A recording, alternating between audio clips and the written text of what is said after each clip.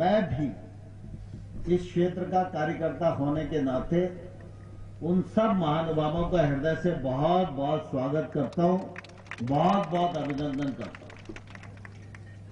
जोरदार तालियां उन लोगों के लिए भी होनी चाहिए जो परिवार में आए।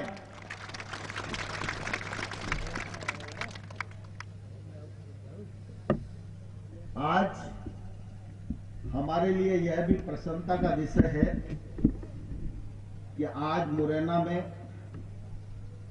विश्वनाथ शर्मा जी के सानिध्य में भारतीय जनता पार्टी के कार्यालय का शिलान्यास हुआ है। अब ये जब कार्यालय बन जाएगा तो आप लोगों को इधर उधर भटकने की जरूरत नहीं पड़ेगी। सीधा कार्यालय पहुंचो, अपनी दरखास्त दो और कार्यालय के माध्यम से आपकी समस्या का समाधान करने का हर संभव प्रयास किया जाएगा।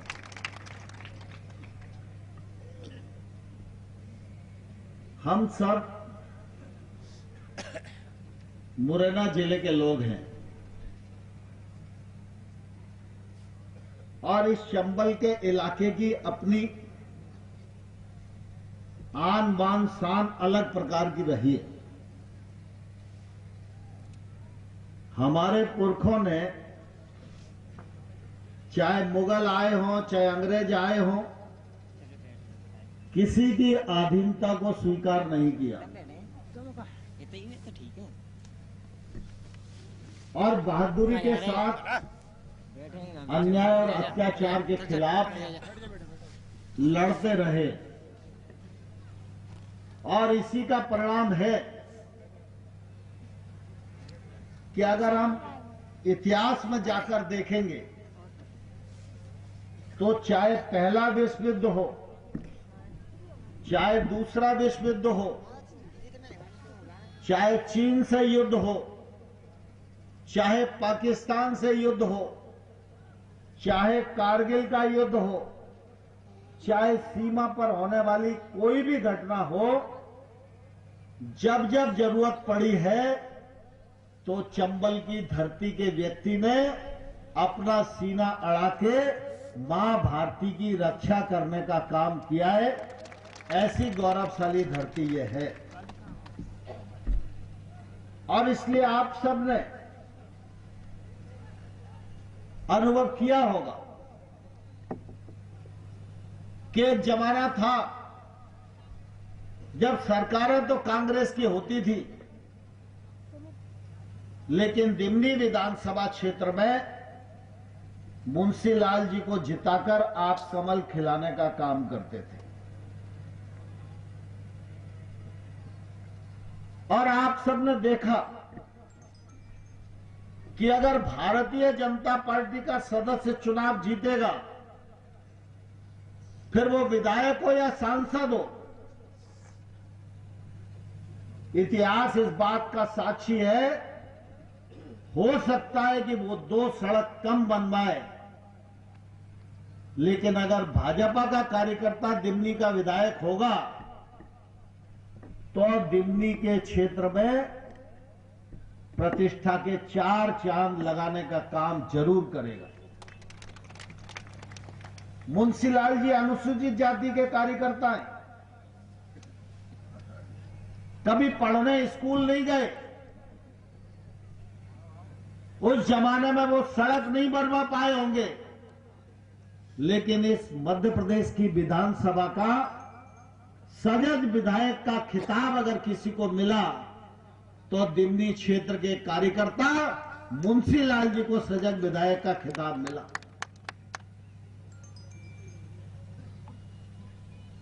आज अगर विकास की आप बात करोगे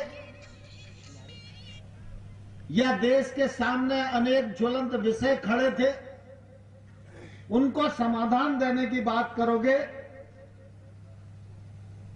तो मैं आप सब लोगों से पूछना चाहता हूं, एक लंबा कालखंड 50-55 साल का था जब कांग्रेस की सरकारें थी।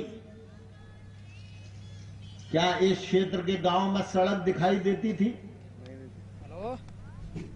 क्या इस क्षेत्र के गांव में बिजली दिखाई देती थी? क्या इस क्षेत्र के हर घर में शौचालय दिखाई देता था? क्या इस क्षेत्र के गरीब के परिवार में रसोई गैस का सिलेंडर उपलब्ध रहता था? क्या इतने बिजली के सब स्टेशन दिखाई देते थे? क्या मुरैना और सबलगढ़ और पोरसा वाली रोड नेशनल हाईवे बन जाएगी, इस बात की कल्पना कभी मुरैना के लोगों ने करी थी? जितने पुल बन गए, जितने स्टॉप डैम बन गए, ये कभी कल्पना हम लोगों ने की थी?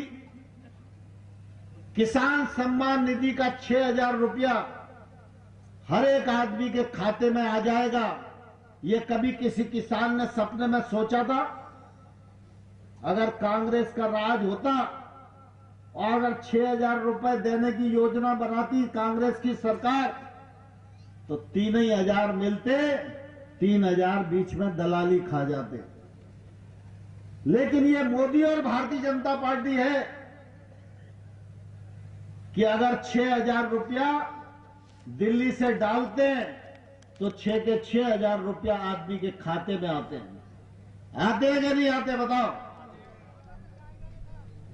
कोई दलाल नहीं, कोई बिचौलिया नहीं, पूरा पारदर्शिता के साथ गांव के जीवन स्तर में बदलाव आए, यह मोदी जी के नेतृत्व में किया जा रहा है। मैं जब गांव में आता था, कभी किसी शहीद की प्रतिमा के लोकार्पण के लिए आता था, तो मिलिट्री के रिटायर्ड लोग इकट्ठा हो जाते थे। वो मुझे कहते थे कि भाई साहब, धारा 370 खत्म करवाओ। कौन सोच सकता था धारा 370 खत्म हो जाएगी?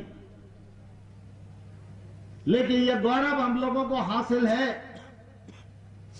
कि मेरी पार्टी के पहले राष्ट्रीय अध्यक्ष डॉक्टर श्यामा प्रसाद मुखर्जी ने उद्घोष किया था, धारा 370 समाप्त करो। आपने प्रधानमंत्री नरेंद्र मोदी को आशीर्वाद दिया, तो धारा 370 समाप्त हुई कि नहीं हुई? बता जोर से, हुई कि नहीं हुई? आप सब लोगों ने गांव-गांव में राम मंदिर के लिए शिला पूजन किया था कि नहीं किया था? लेकिन लोगों को लगता था कि मंदिर बन जाएगा। लेकिन ये मोदी और भारतीय जनता पार्टी है, राम मंदिर बनने का मार्ग भी प्रशस्त हुआ, राम मंदिर का शिलान्यास भी हुआ, और 24 का यही जनवरी का महीना होगा जब भगवान राम की पूजा हम नए मंदिर में करेंगे। आपको मालूम है, गिरिराज जी को तो भारतीय जनता पार्टी का विधायक बनने का अवसर नहीं दिया आप लोगों ने, लेकिन शिवमंगल जी को आपने भारतीय जनता पार्टी का विधायक एक बार बनाया था। दिमनी क्षेत्र के लोग इस बात के साक्षी हैं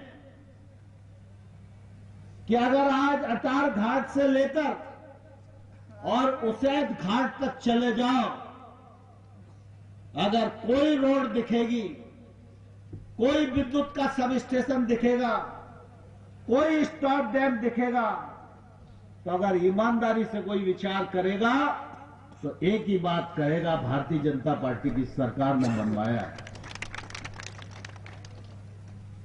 आज आप सबने मुझे आशीर्वाद दिया। केंद्र सरकार में आज सरकार है, भाजपा की सरकार है, मध्य प्रदेश में भाजपा की सरकार है, और आप सब इस बात को भली भांति जानते हो कि मैं कभी छोटी राजनीति नहीं करता। मैं कभी अपने पराई की भी राजनीति नहीं करता। विकास के मामले में दल को भी आड़े नहीं आने देना चाहता। लेकिन आज मुझे कहते हुए दुख होता है कि अगर भाजपा का विधायक होता तो 10 बार समस्या लेके आता, मैं मदद करता तो दिमनी क्षेत्र का विकास बढ़ता। लेकिन आपने जिसको विधायक चुना वो आज तक दरखास्त लेके नहीं आया कि मेरे क्षेत्र में कोई समस्या है। सवाल व्यक्ति का नहीं है, सवाल नरेंद्र सिंह तोमर और विष्णुदत्त शर्मा का नहीं है, सवाल शिवमंगल जी और गिरिराज दंडोतिया का नहीं है, सवाल है पार्टी की विचारधारा का। अगर भारतीय जनता पार्टी है तो विकास होगा, भारतीय जनता पार्टी है तो टैक्स का पैसा ईमानदारी से गांव में आएगा। और जैसा गिरिराज जी बता रहे थे कि अगर कांग्रेस की सरकार सड़क बनवा देती तो शायद गिरिराज जी को पार्टी छोड़ने की जरूरत नहीं पड़ती। तो सीधा फार्मूला है, भाजपा है तो विकास है और कांग्रेस है तो विनाश है। इतना अंतर है दोनों में। आज जितना भी काम अगर हो रहा है तो मेरे कारण नहीं हो रहा। और मैंने आज तक क्षेत्र में कभी आकर ये कहा भी नहीं होगा कि फलानी सड़क मैंने बनवा दी। नहीं तो आमतौर पर जितने नेता आते हैं वो अगर एक कील भी गाड़ देते हैं तो मैंने कराया, मैं ही मैं चिल्लाते हैं। क्योंकि मैं मानता हूं कि अगर मैं भी कोई काम कराने में सफल हो पाया तो वो इसलिए हो पाया कि मैं भारतीय जनता पार्टी का कार्यकर्ता हूं और आपने भारतीय जनता पार्टी को आशीर्वाद दिया है। क्षेत्र के विकास के लिए, देश की उत्तरोत्तर प्रगति के लिए, भारत माता को परम वैभव के शिखर पर पहुंचाने के लिए, अपने क्षेत्र के विकास के लिए और भारत को विश्व गुरु बनाने के लिए भारतीय जनता पार्टी को आपका आशीर्वाद चाहिए। और आज सूर्य उत्तरायण हो गए, आज जो संकल्प होगा तो मैं समझता हूं ये संकल्प सही उतरेगा। तो आप लोग तैयार हो कि नहीं? सवाल ये नहीं रहना चाहिए कि भाई शिवमंगल जी प्रत्याशी हैं कि नरेंद्र सिंह जी हैं कि गिरिराज जी हैं, कौन है। हम तभी जिता पाएंगे जब हम ये मानेंगे भारतीय जनता पार्टी का कमल का फूल यही हमारा प्रत्याशी है। ये मानने के लिए तैयार हो गए? नहीं, इसमें ईमानदारी दिखना चाहिए। मुझे थोड़ा शंका है। कमल के फूल को अपना प्रत्याशी मानने का दम है कि नहीं है? बोलो, जोर से बोलो, दम है कि नहीं? मैं कहूंगा हमारा प्रत्याशी कौन है, तुम अगर पूरी ताकत से बोलोगे तो मैं उसमें से अंदाज निकालूंगा कितना सही है और कितना झूठ है। भारतीय जनता पार्टी का प्रत्याशी कौन है? भारतीय जनता पार्टी का प्रत्याशी कौन है? बहुत बहुत धन्यवाद, शुभकामनाएं।